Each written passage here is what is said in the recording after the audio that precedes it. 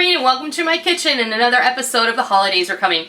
I had a request recently for pecan pie bars, so that's what we're going to make today. They're really easy and they're really yummy. They're probably a little bit too easy to eat. These are really perfect for the upcoming Thanksgiving and Christmas holidays, or really any time that you want to make them.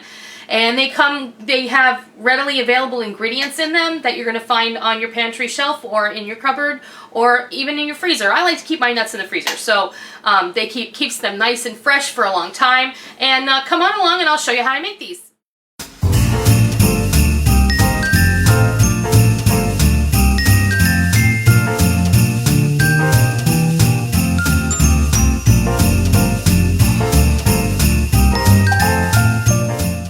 Get started. We're going to make our crust first. So the pecan pie bar has like a short crust on the bottom that you press into the pan, and then we're going to make a filling on top of the stove while this is baking. And then when this comes out of the oven, we're going to go ahead and pour the hot filling on top and bake it for a little bit longer.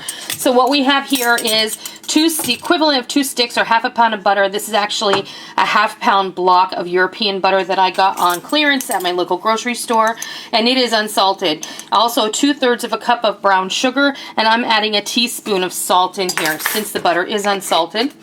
And you want this short crust, whoops, probably helps if I add my beater blade on there, to be a little, you always want to add salt anyway.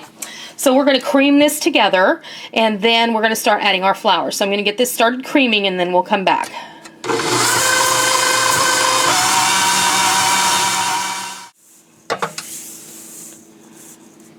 Actually, it's probably fine.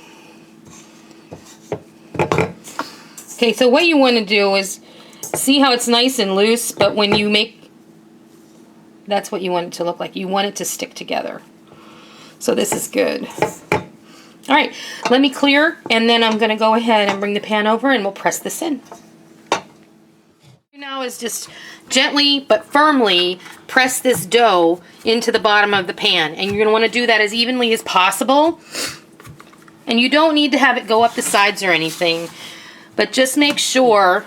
Did you say something? I yawned. Oh, sorry. I'm trying to keep your hand out of the shot. Oh. And just make sure that you get it pressed in there really firmly. Really pack it in there. But don't, you don't have to extend that much strength. You just get it packed in there. That's how we want it. That's our nice base for our pecan pie bars. And now we're going to bake these in a 325-degree oven for 20 minutes. And we can put those in there right now. Oh, the light's not on. Okay, in they go. 20 minutes. And then when they come out, we will have made the filling, and then we'll pour it over top. So in 20 minutes, we'll take those out. Get ready to make our filling. What I have in my pot is 1/4 cup or half a stick or 4 tablespoons or 4 ounces of butter. And that's been softened but doesn't need to be.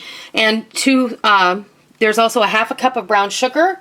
I'm going to pour in a half a cup of maple syrup, and this is maple flavored pancake syrup that does not have high fructose corn syrup in it. And that's perfectly acceptable. If you want to use dark corn syrup, that's fine. If you want to use golden syrup, that's okay too. You could use honey if you wanted to, and that'd be fine as well. This is 1/3 of a cup of heavy cream. Pardon me. And a teaspoon of vanilla extract. We're going to put that on the stove, and we're going to get this boiling. And when it's time to add the nuts, we'll be right back. Okay, I'm going to pour these in. We're going to let that come back up to a boil.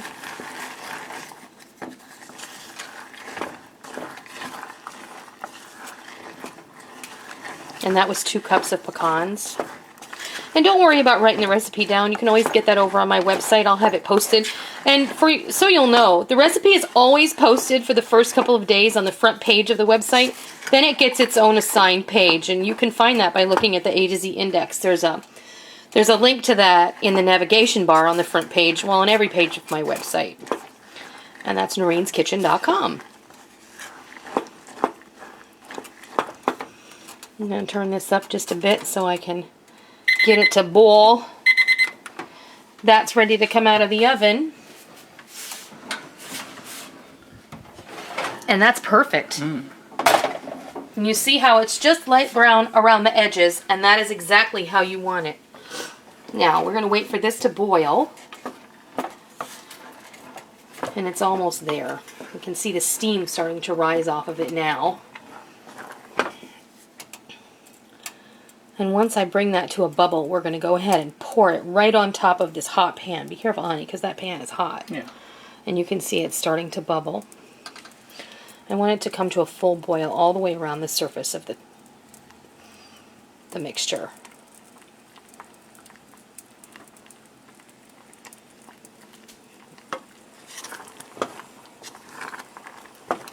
There it goes. And be careful because you're dealing with hot sugar here. So if you get this on your skin, make sure you run it under cold water right away.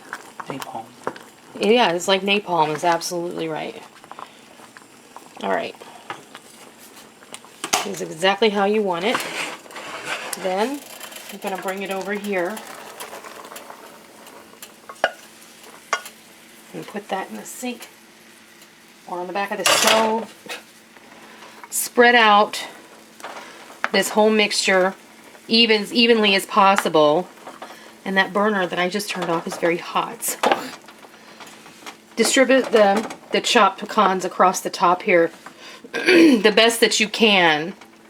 And then it's going to self-level somewhat as it bakes the rest of the way. So back into the oven.